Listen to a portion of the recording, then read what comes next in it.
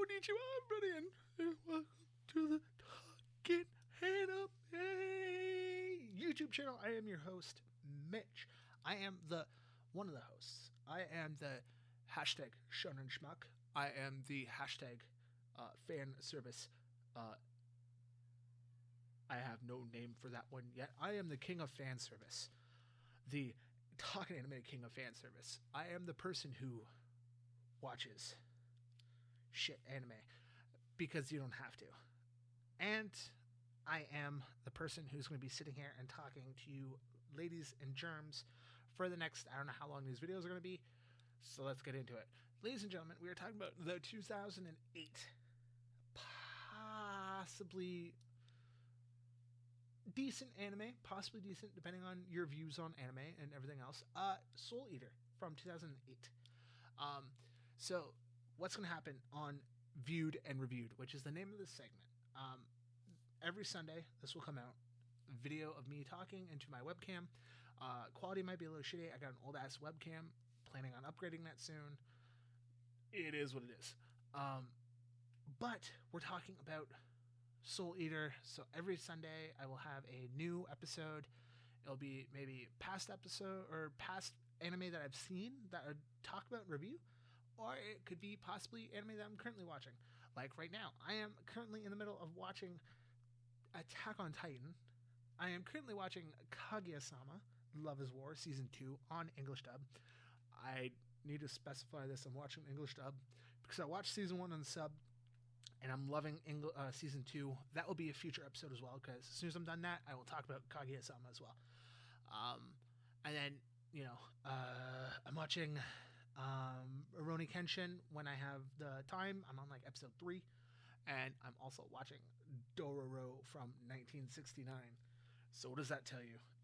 But I am Mitch. In case you don't know, I am the host of Talkin Anime, your hashtag best worst anime podcast around. You can find us on all platforms every freaking Thursday. We got a lovely Patreon. We got a lovely coffee account. All that shit will be in below. You can support us if you can. I'm not forcing anybody to support us financially unless you want to. If you want to really support the podcast, give us reviews. Reviews are like gold. Like and subscribe. Hit that notification bell. Bing. Hit that bitch up and let's get on to why we're here. We are talking about the 2008 anime Soul Eater. So, Soul Eater, in my opinion, was a decent anime.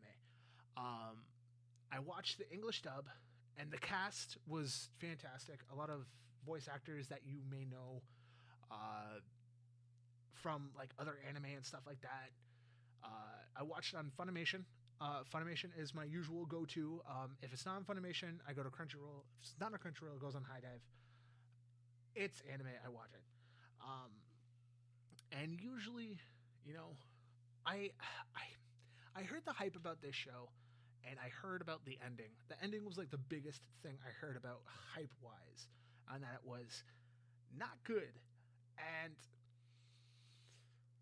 I can see where people are coming off saying that it was not good because it is your generic shonen ending. It was we defeat the bad guy, but there could be stronger enemies in the future. But when they come, we'll be ready. And that is your stereotypical shonen ending. If I've ever seen one, and I should know, I am like a shonen. I hashtag the shonen schmuck. I watch shonen. I live and breathe shonen. That's what I normally go to. And yeah, I get it. I get why people say it was not a good ending. It wasn't a good ending. It felt rushed, especially right near the end. So what I'm going to do is my general thoughts, and then what I think would have made it better, and then my final rating. So main thought is I liked it. I enjoyed it. It was a good anime. It was a nice shut your brain off and just watch, big power moves, shonen stuff. It's a shonen, it's attacks. It's all that cool shit.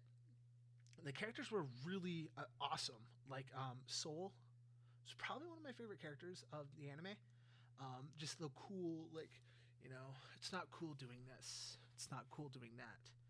You know, and then you had Kid. Kid is probably like a strong number two.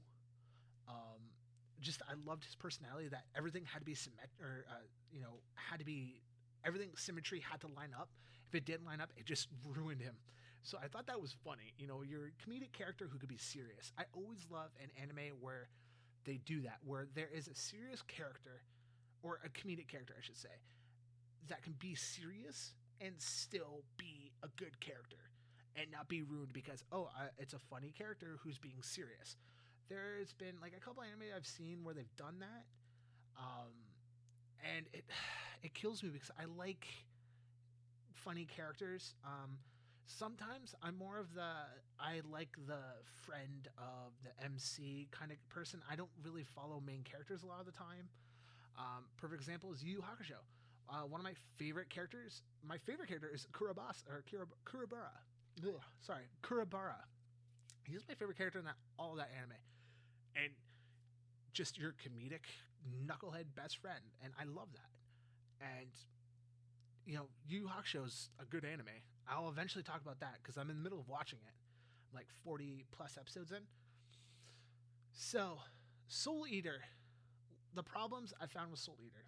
So, the pacing, there's a lot of times where the pacing was inconsistent, but that's normal for a long running, quote unquote, long running shonen, especially from the early 2000s. Pacing was horrible for a lot of those animes. Filler. I didn't find that much filler in Soul Eater. If there was filler, I didn't really think it was like, filler. Ugh. It's not like a Bleach or a Naruto where you literally have fucking arcs of filler, and it's like, dude, do I need to watch this? And you watch it because I watch it because I'm a completionist and I have to finish it. That's why I have like 9 fucking shows going at once, and I'm slowly trying to get at them. But yeah, the pacing, like I said, the pacing felt inconsistent at times. If there was filler, I didn't really feel it. The biggest thing that killed me, and this is also going into what kind of made it better, the Kishin. So if you have never seen Soul Eater, the Kishin character is like the main enemy. Like he's the big be all end all enemy. He's the one who's got like a lot of like, it's the Kishin. It's like, ugh. They put the Kishin in, I think around episode 20 or 30, something like that. It was like near the end of the anime, of the series. The series only had like 2 seasons, and it was like 50 plus episodes. Like, the hell? Like, the problem I found with Soul Eater is that the Kishin didn't get enough time as a bad guy. Because he showed up, and then everything's like, oh, there's madness in the world. It's like, show us. Show us other people who are affected by the madness besides Stein, who's just fucking crazy. That is the biggest complaint I had, is that the villains didn't get enough time being villains. And I get it. It felt rushed, especially near the end, like I said. And that probably plays a huge factor on why the Kishin wasn't like a huge thing. It's because like, oh, you guys are only getting 2 seasons. You got to fit what you can in those 2 seasons. There's a good way of doing it, and there's a bad way of doing it. And Soul Eater hit that bad way of doing it. And what I believe would have been better is that Soul Eater should have gotten 1 more season.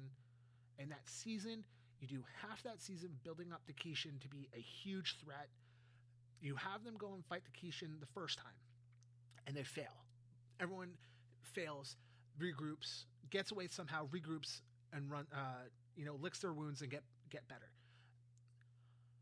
Do something like that.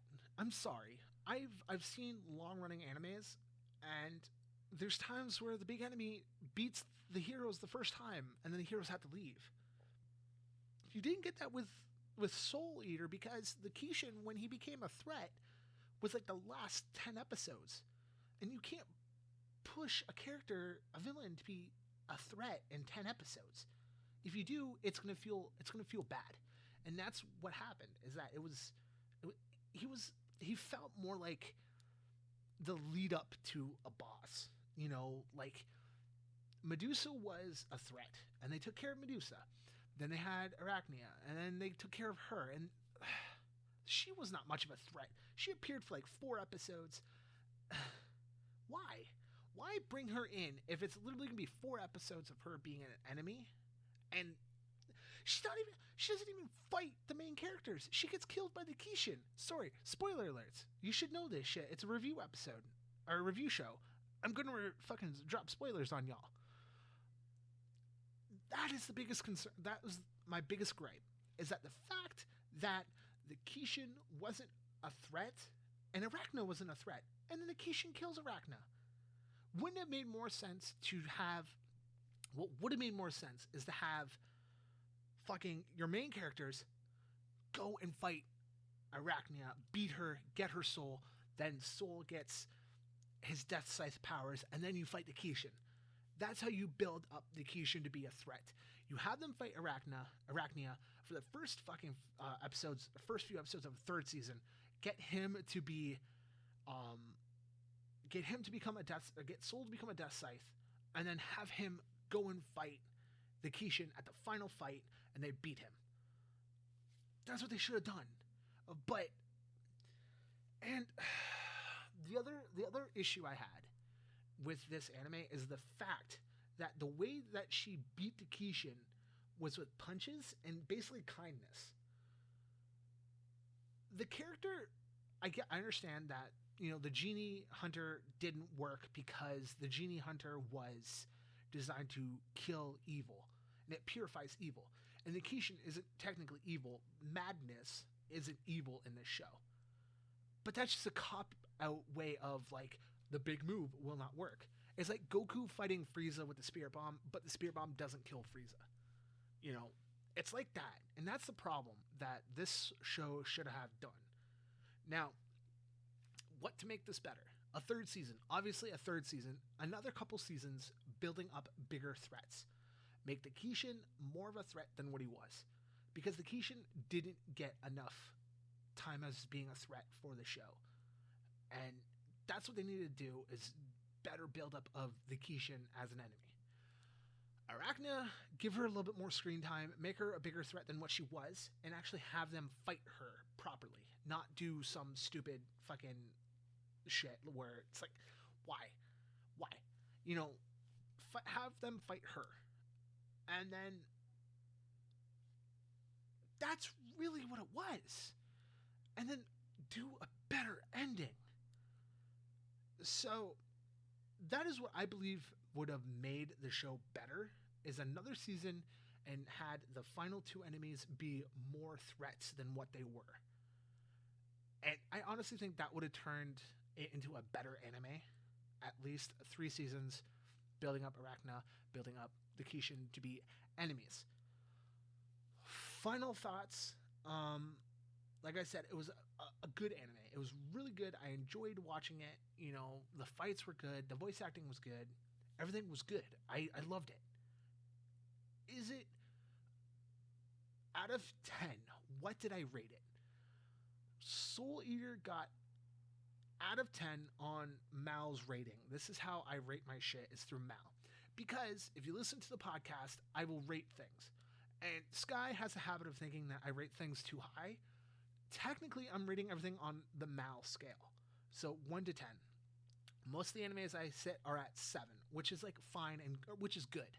It's a good anime. I don't watch shit anime unless it's for the Spirit Breaker series, or our Spirit Breaker episodes, which is where it's purposely watching shitty anime. But most of the time when I'm watching shit with my wife, we aim for good anime because we want to be entertained when we're watching it. So Soul Eater got a 7, between a 7 and an 8. If I really had to give anything, it'd be an 8 on Mal, but it would be a 7.5 if I could do decimals. Just because I want to round it to 8 instead of leaving it at 7, it was an 8. But in reality, it would have been a 7.5. If you gave us a 3rd season, build up the characters a little bit more, it would have been an 8. A hard, solid 8. But the product as it is, Soul Eater got a 7.5. So, let me know in the comments if I rated this a little too high, a little too low, whatever you guys want to call it. Let me know, and let me know on an anime. Maybe I will actually watch your suggested animes and I will actually review it on this show.